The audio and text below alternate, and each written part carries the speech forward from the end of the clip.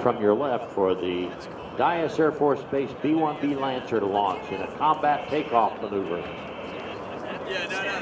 On the roll from the left, ladies and gentlemen, the B1B.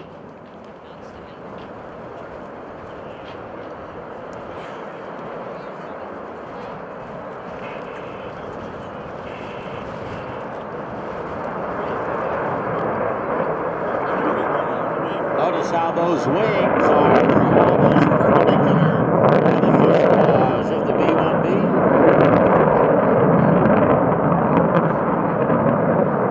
They call this a variable geometry wing because you can see it now. The wingspan is 137 feet.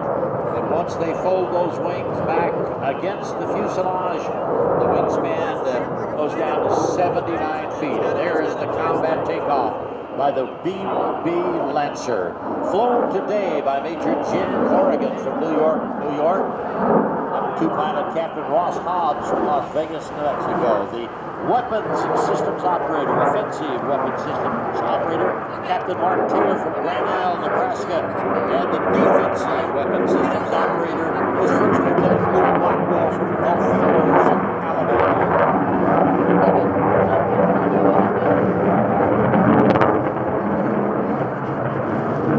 See with those powerful General Electric engines generating 30,000 pounds of thrust each, how fast they can get to altitude up there.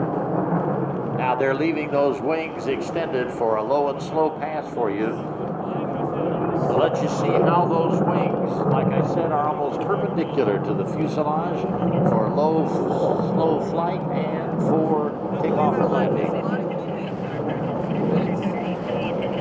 Very interesting in that the fact that when they do fold these wings back against the fuselage, fuel is automatically transferred between various tanks on board the aircraft because the center of gravity changes as they fold those wings back.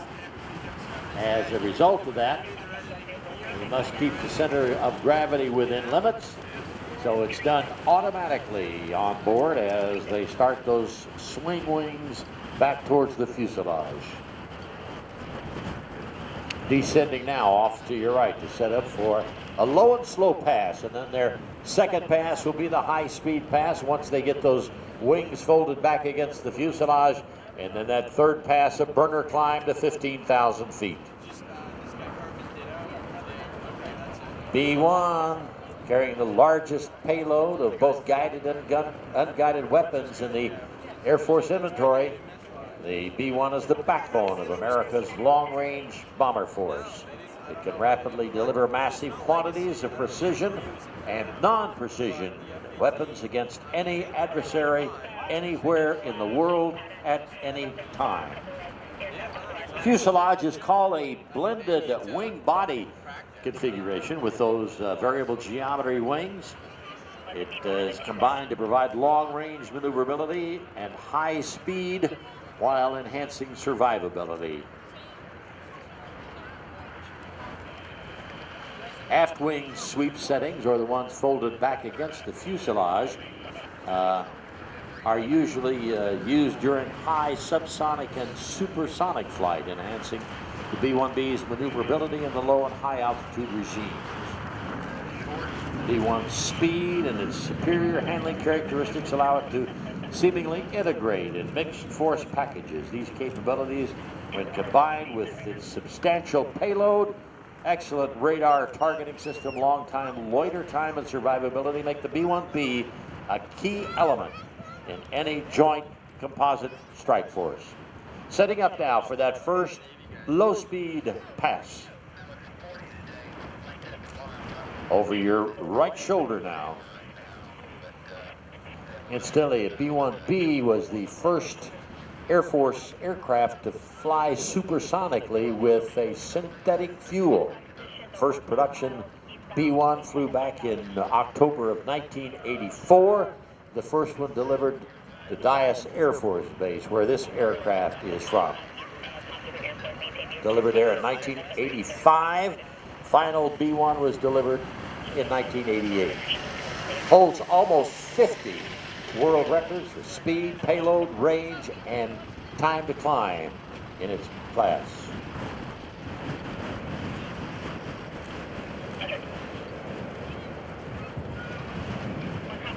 first combat use of the B-1 was in support of operations during Operation Desert Fox in Iraq in 1998.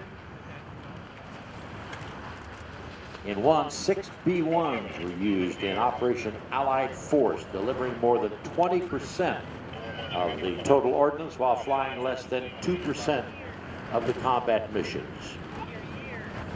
Built by North American, formerly Rockwell International. Maximum takeoff weight approaches nearly 500,000 pounds.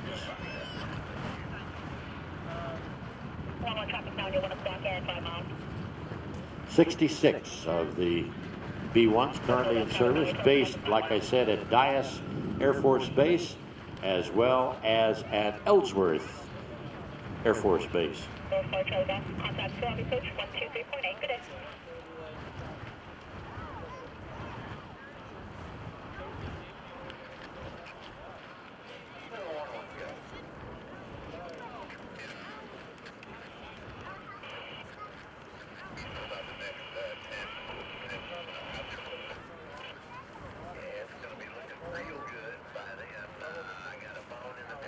And from the left now, setting up for that low-speed pass, as Major Jim Corrigan brings the B1B down the show line.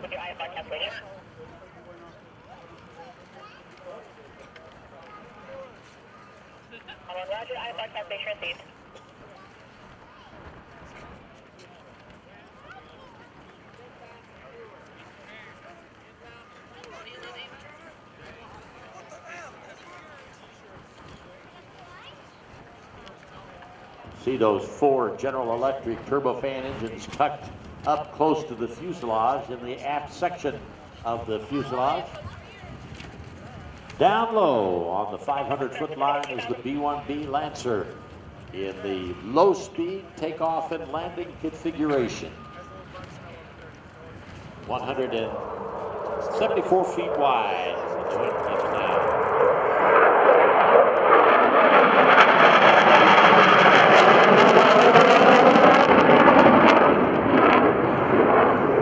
Now you'll reach over to that lever on the left-hand side of the cockpit or the co-pilot on the right-hand side, and we'll start those wings retracting.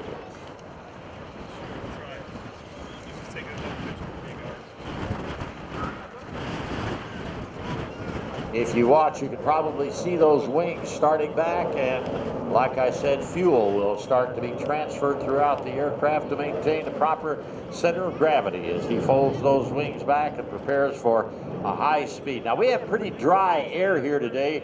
Probably won't get any vapors or what we call vapes off the airplane, but at high speeds, these jets, if you got some humidity in the air, will sometimes create a vapor cone engulfing either the nose of the aircraft or sometimes the entire aircraft. But it happens as they approach the speed of sound at about a Mach 9.6 or 9.7. Don't know if we've got enough humidity in the air today to get the vapes or not, but we'll see. See those wings now, if you look behind the crowd, being folded back up against the fuselage.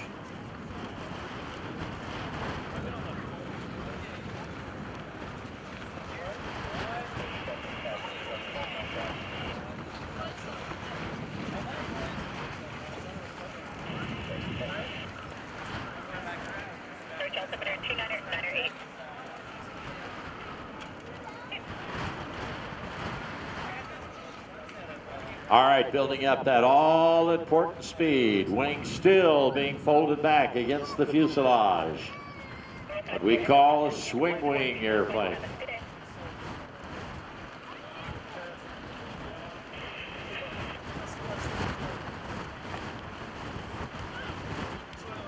All right, inbound now from the left. Ladies and gentlemen, the high speed from Dyess Air Force Base. Here is the B1B Lancer, the Bone. Now,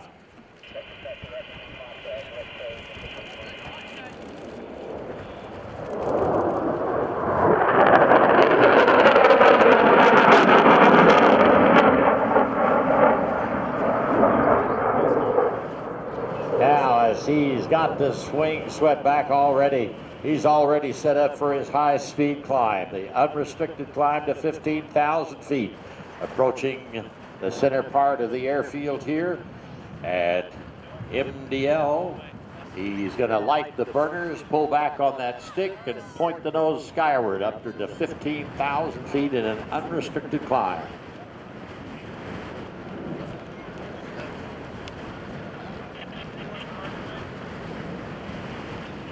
Wind 320 at 13, gust 20.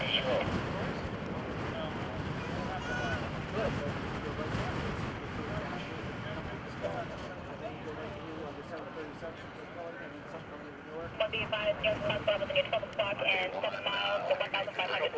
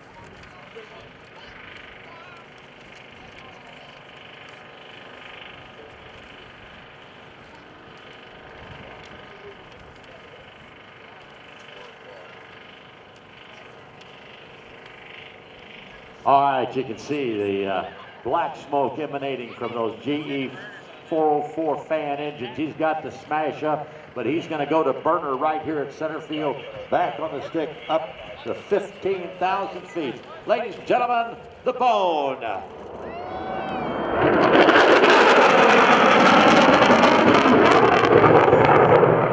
you can see the fire coming out of the tailpipes as he's pumping raw gas into those General Electric engines, lighting the afterburner and climb into the sky here at the Joint Base McGuire-Dix-Lakehurst.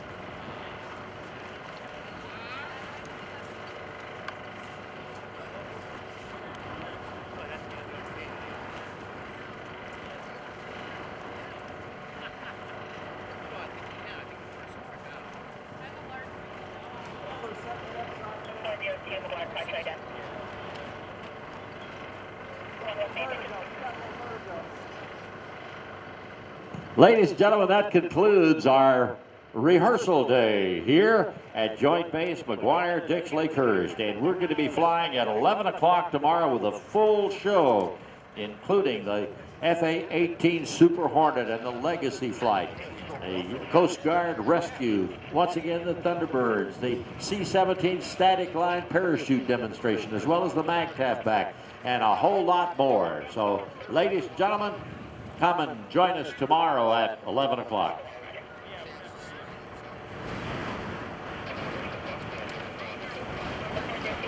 Don't forget on your way out, if you picked up any trash or used some of your cups and such after drinking or eating, make sure that you put your trash in the proper receptacle. Let's make sure that we leave our base here as clean as possible, just like we found it this morning. Ladies and gentlemen, thank you very much. My name is Larry Strain. I'll be your narrator all weekend long here at the JBMDL Open House Air Show 2012. Have a nice evening.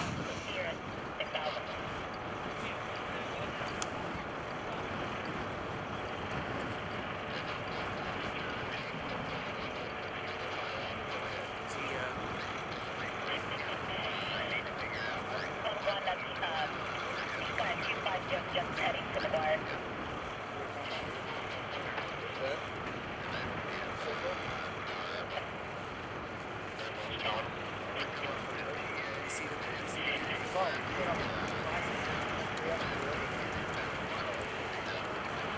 Engine function will be full stop. Number 5, zero function, McGuire approach.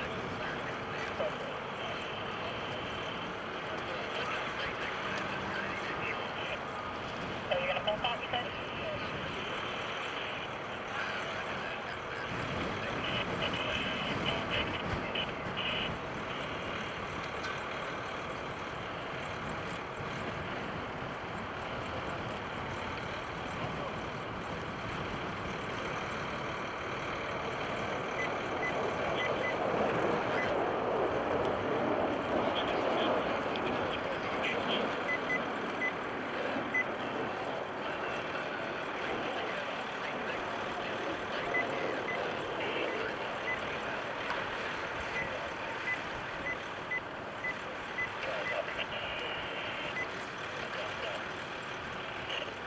Step one side at 250. Go for Tower.